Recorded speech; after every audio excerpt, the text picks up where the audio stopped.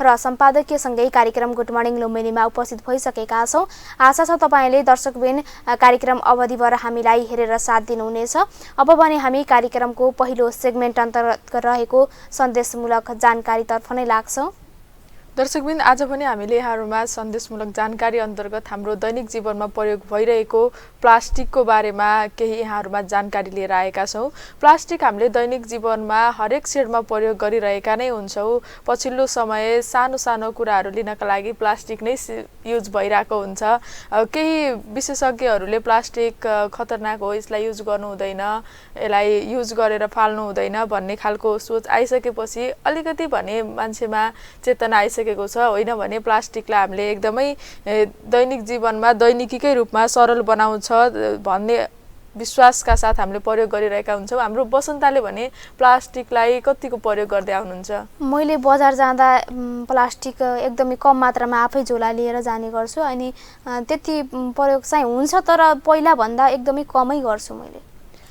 हाम्रो दर्शकबिन्दहरूले पनि आफ्नो दैनिक जीवनमा प्लास्टिकले स्वास्थ्य एवं पर्यावरणलाई पनि उत्तिकै नोक्सान पुर्याउँछ भन्ने थाहा नभएका कारण पनि युज गरिराख्नु भएको हुन सक्छ।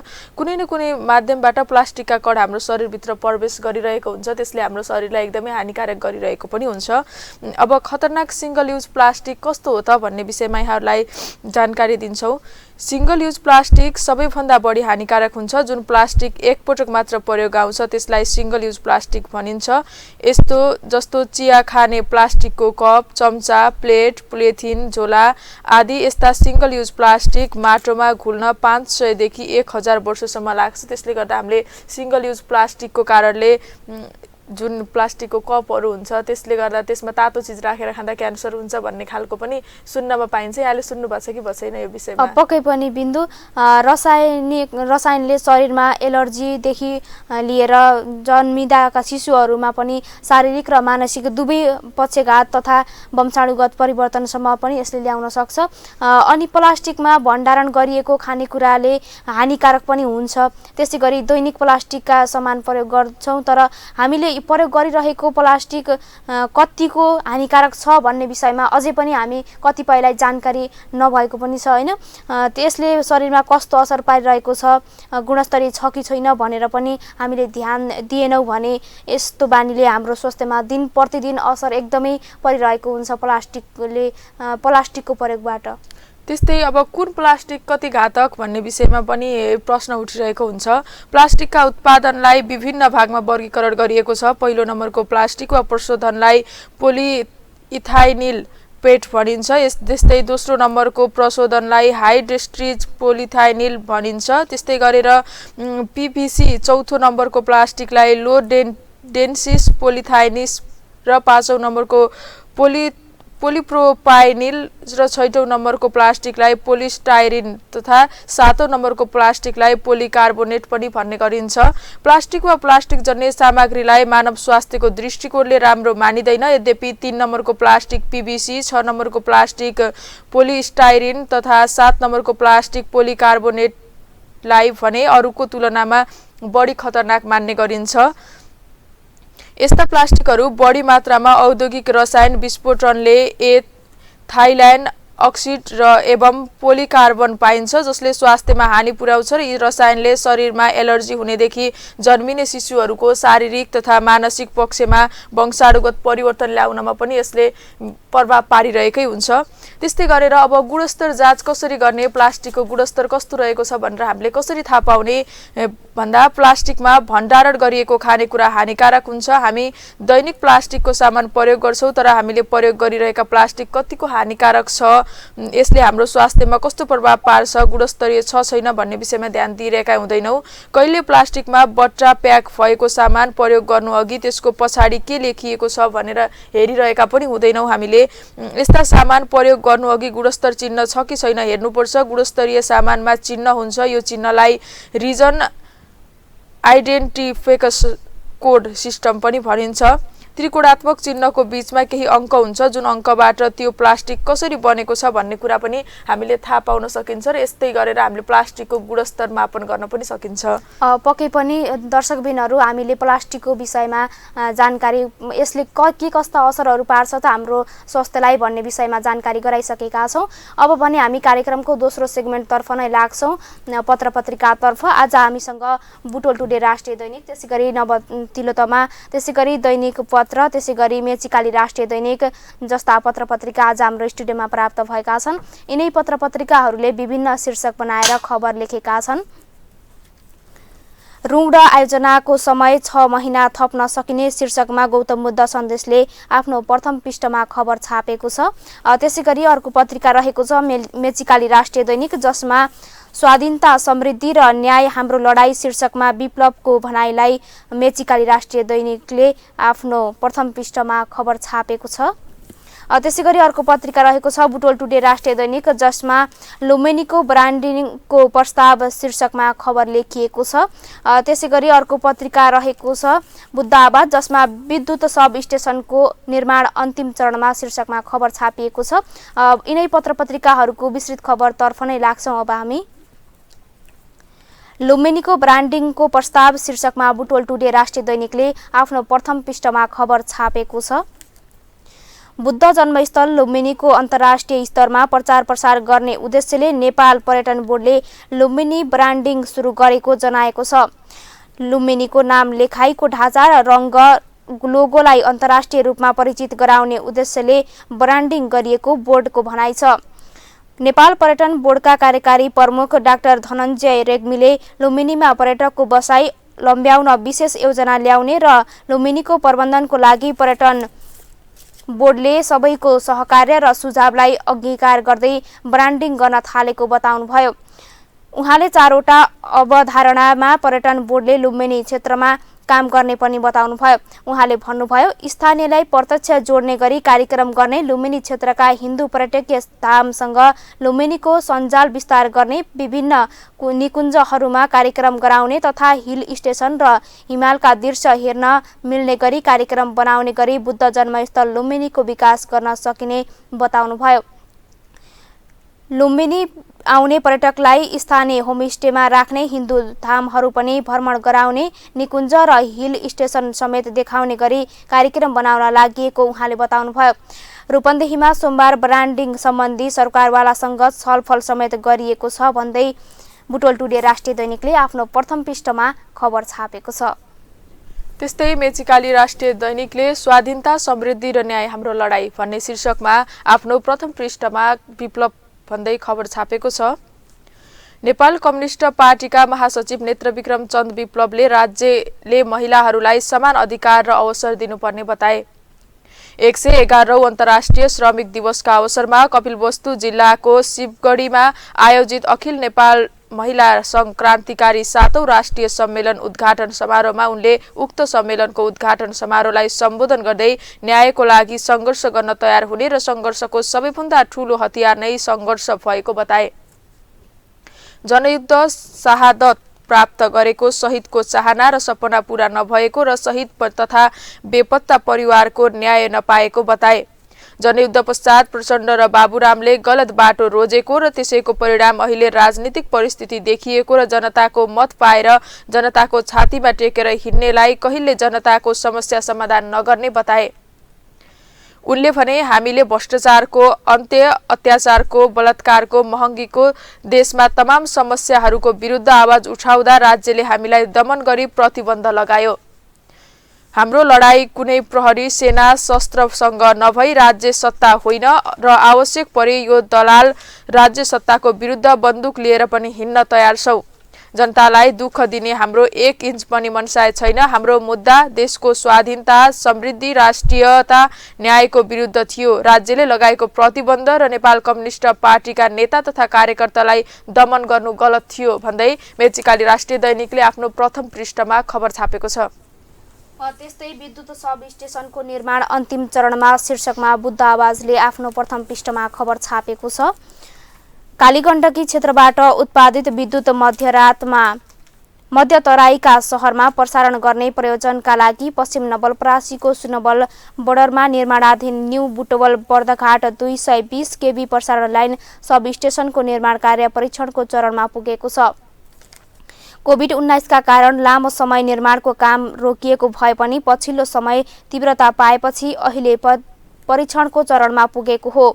न्यू बुटवल बर्दघाट प्रसारण लाइनको सब स्टेशन परियोजनाका सूचना अधिकृत अशोक पोखरेलले विद्युत सब स्टेशनको निर्माण कार्य अन्तिम चरणमा पुगेको बताउनुभयो। सुनवल नगरपालिका 13 स्थित सूर्य बस्तीमा करिब 20 बिघा क्षेत्रफलमा न्यू बुटवल बर्दघाट प्रसारण लाइन आयोजनाको सब स्टेशन निर्माणको काम भइरहेको छ भन्दै बुद्ध आवाजले आफ्नो प्रथम पृष्ठमा खबर छापेको छ। त्यस्तै रुग्ण आयोजनाको समय 6 महिना थप्न सकिने भन्दै गौतम बुद्ध सन्देशमा खबर छापिएको छ। सरकारले निर्माण सम्पन्न हुन नसकेका आयोजना सक्न गत वर्ष 1 वर्ष स्वत समय थप्ने निर्णय गरेको थियो। 2076 पुस 14 मा सार्वजनिक खरिद नियमावली 2064 नवौं संशोधन गरी रुग्ण बनेका आयोजनाका लागि 1 वर्ष म्याद थपको निर्णय भएको थियो। यसले लामो समयदेखि म्याद थप हुन नसकेका करिब 2800 रुग्ण ठेक्काको म्याद थप भएको थियो। तोकिएको समयमा निर्माण सम्पन्न नहुने समस्या समाधानका लागि रुग्ण आयोजनाको एकमुष्ट समय थप गर्ने निर्णय सरकारले गरेको थियो। रुग्ण आयोजनाको 2076 फागुनदेखि लागू हुने गरी 1 वर्ष म्याद थप भएको थियो। म्याद थप लगत्तै 2076 चैत 11 देखि भएको लकडाउन विभिन्न समयमा भएको निषेधाज्ञाले आयोजनाको काम हुन सकेको थिएन। कोरोना भाइरसको महामारी केही मच्छर भएसँगै वर्षायाम र चाडपर्वका कारण काम हुन नसकेको व्यवसायीहरूको भनाइ छ। निर्माण व्यवसायीले ती निर्माण आयोजनाको प्रविधि पुष्टाइएका आधारमा आवश्यकता अनुसार पुनः म्याद थप गर्न सरकारलाई आग्रह गरेको बताएका छन् भन्दै तत्कालै एकमुष्ट समय भने नथपिने भन्ने उपशीर्षक राखेर गौतम बुद्ध सन्देशले आफ्नो प्रथम पृष्ठमा खबर छापेको छ। त्यसैगरी बुटवल टुडे राष्ट्रिय दैनिकले सरकार विप्लव सहमति शंकाको घेरामा शीर्षकमा खबर छापेको छ। मानव अधिकार तथा शान्ति समाजका नवनिर्वाचित अध्यक्ष गोविन्द खनालले नेपालमा मानव अधिकारको अवस्था अझै चुनौतीपूर्ण रहेको बताएका छन्।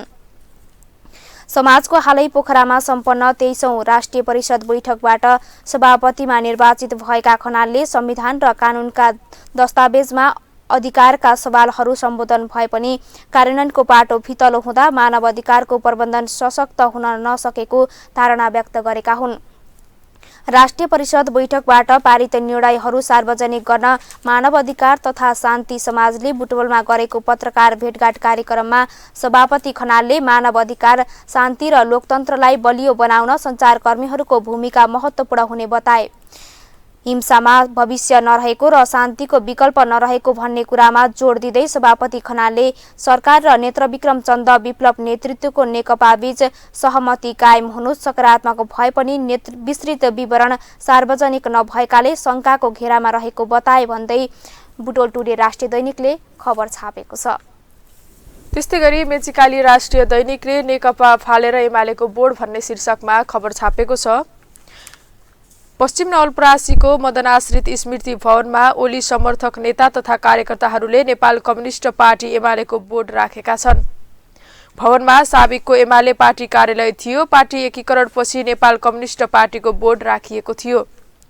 सर्वोच्च अदालतले साबिकको एमाले र माओवादी केन्द्रलाई बिउताएपछि उत्साहित भएका एमाले कार्यकर्ताहरू एमालेको पक्षमा नाराबाजी गर्दै बर्दघाटदेखि सुनवल हुँदै मोटरसाइकल र्याली निकालेर बोर्ड राख्न परासी पुगेका थिए। कार्यकर्तासँगै पुगेका लुम्बिनी प्रदेशका सभासद दिपेन्द्र अधिकारीले नेपाल कम्युनिस्ट पार्टीको बोर्ड हटाएर एमालेको राखेका हुन्। कार्यक्रममा बर्दघाट नगरपालिकाका प्रमुख धीरज शर्मा सहित युवा संघ र एमालेका कार्यकर्ताहरूको सहभागिता रहेको थियो। बोर्ड राख्दै सभासद अधिकारीले सर्वोच्च अदालतको फैसलापछि अब पुरानै पार्टी बिउतिएकाले एमालेको बोर्ड राखेको बताए। पार्टीका उत्पन्न विवादसँगै नेताहरू दुई समूहमा विभाजन भएपछि ओलीका पक्षमा कार्यकर्ताहरूले यसअघि पार्टी कार्यालय आफ्नो भएको भन्दै तालाबन्दी गरेका थिए भन्दै मेचीकाली राष्ट्रिय दैनिकले आफ्नो प्रथम पृष्ठमा खबर छापेको छ। त्यस्तै गौतम बुद्ध सन्देशले काशी नोबेल एकाडेमीमा सितोरिया कराते सुरु शीर्षकमा खबर छापेको छ। सितोरिया कराते डो भैरहवाको आयोजनामा भैरहवा स्थित काशी नोबेल एकाडेमीमा सोमबारदेखि सितोरिया कराते सुरु भएको छ।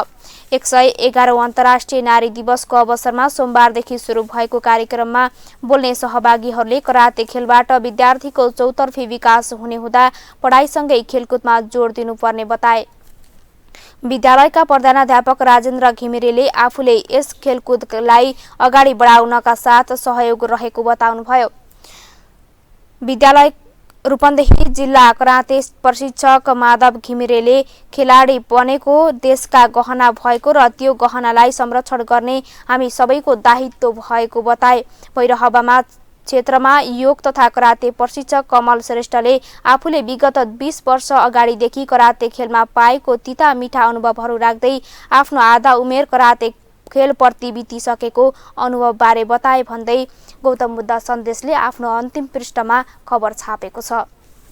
त्यस्तै गरी दैनिक लुम्बिनीले देवदहमा मनाइयो नारी दिवस भन्ने शीर्षकमा खबर छापेको छ।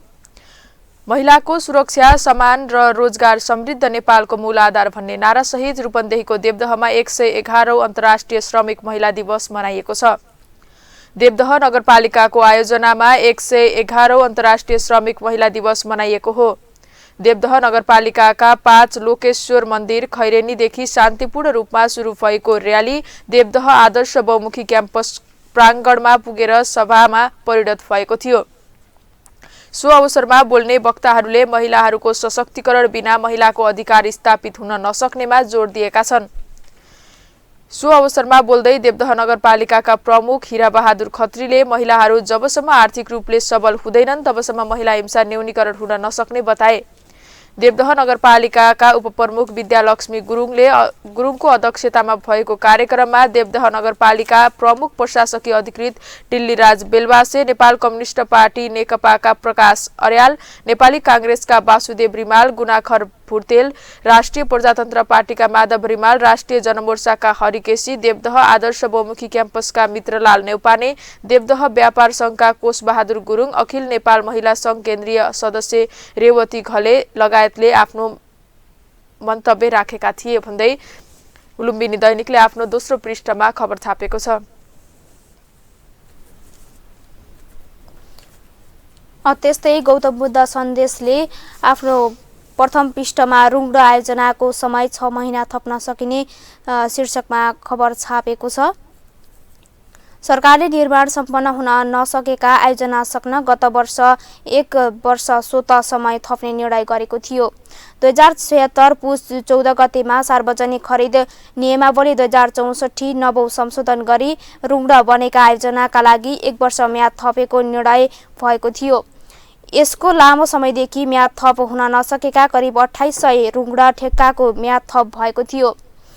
तोकिएको समयमा निर्माण सम्पन्न नहुने समस्या समाधानका लागि रुग्ण आयोजनाको एकमुष्ट समय थप गर्ने निर्णय सरकारले गरेको थियो। रुग्ण आयोजनाको 2076 फागुनदेखि लागू हुने गरी करिब 1 वर्ष म्याद थप भएको थियो। म्याद थप लगत्तै 2076 चैत 11 गतेदेखि भएको लकडाउन, विभिन्न समयमा भएको निषेधाज्ञाले आयोजनाको काम हुन सकेको थिएन। कोरोना भाइरसको केही मत्थर भएसँगै यस वर्ष याममा र चाडपर्वका कारण काम हुन नसकेको व्यवसायीहरूले बताएका छन्। निर्माण व्यवसायीले ती निर्माण आयोजनाको प्राविधिक पुर्याइरहेको आधारमा आवश्यकता अनुसार पुनः म्याद थप गर्न सरकारलाई आग्रह गरेको बताएका छन् भन्दै गौतम बुद्ध सन्देशले खबर लेखेको छ। त्यस्तै गरेर लुम्बिनी दैनिकमा नै नारी दिवस मनाइयो भन्ने विषयमा नै खबर छापिएको छ। नारी दिवसमा श्रमिक महिलालाई साइकल भन्दै तिलोत्तमाको खबरलाई दैनिक लुम्बिनीले उठान गरेको छ। तिलोत्तमा नगरपालिकाले श्रमिक महिलाहरूका लागि साइकल वितरण गरेको छ। 111औं अन्तर्राष्ट्रिय महिला दिवसको अवसरमा नगरपालिकाले 51 जना श्रमिक महिलाहरूलाई सोमबार साइकल प्रदान गरेको हो। श्रमिक महिलाहरूको सम्मानका साथै उनीहरूको दैनिकीलाई सहज बनाउन सहयोग पुगोस् भनेर साइकल प्रदान गरिएको नगर प्रमुख जागेश्वरी देवी चौधरीले जानकारी दिइन्। श्रमिकको आर्थिक सामाजिक अवस्थाको आधारमा वडा कार्यालयको सिफारिस अनुसार प्रत्येक वडाका 3 जनाको दरले 51 जनालाई साइकल प्रदान गरिएको नगरपालिकाले जनाएको छ। महिला दिवसको अवसरमा नगरपालिकामा आयोजित कार्यक्रममा लुम्बिनी प्रदेश उपसभामुख कृष्ण थारूले श्रमिक महिलाहरूलाई साइकल हस्तान्तरण गरिन् भन्दै दैनिक लुम्बिनीले आफ्नो प्रथम पृष्ठमा खबर छापेको छ।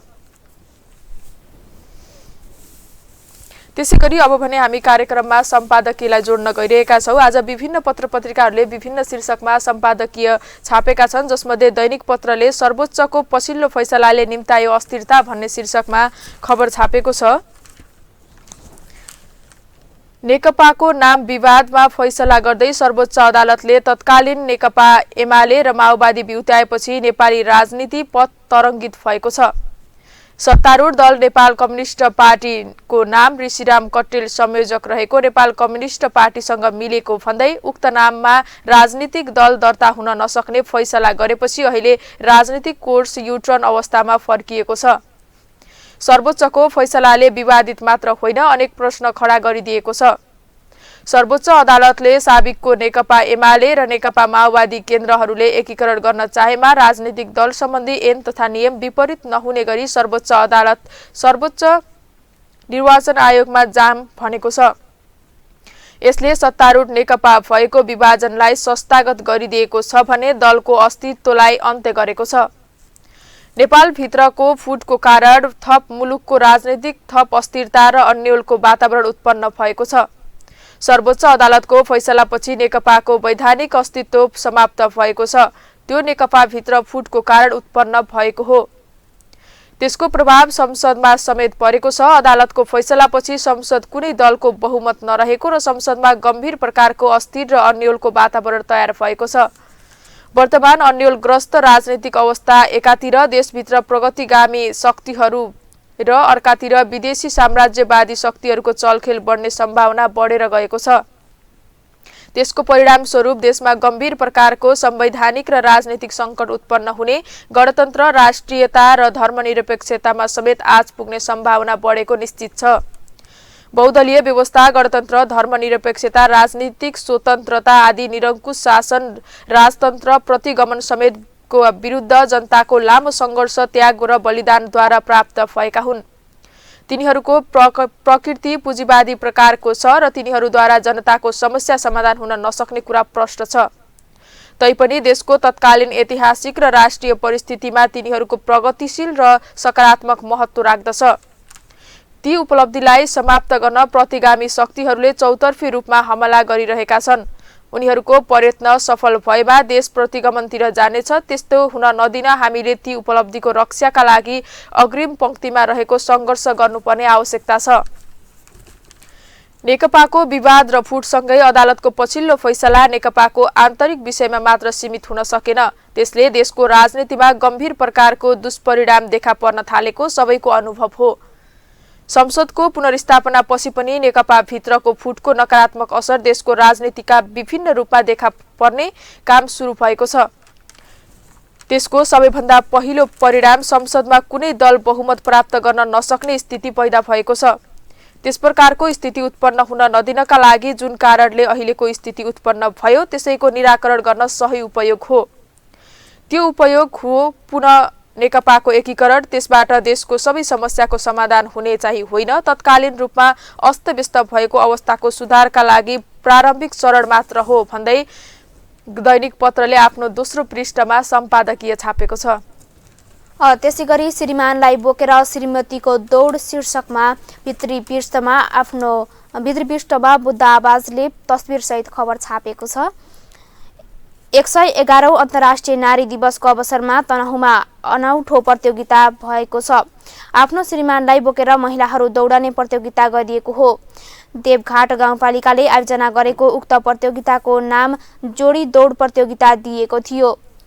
श्रीमतीले श्रीमानलाई बोकेर दौडने गरी प्रतियोगिता आयोजना गरिएको गाउँपालिकाका अध्यक्ष दुर्गाबहादुर थापाले जानकारी दिनुभएको छ।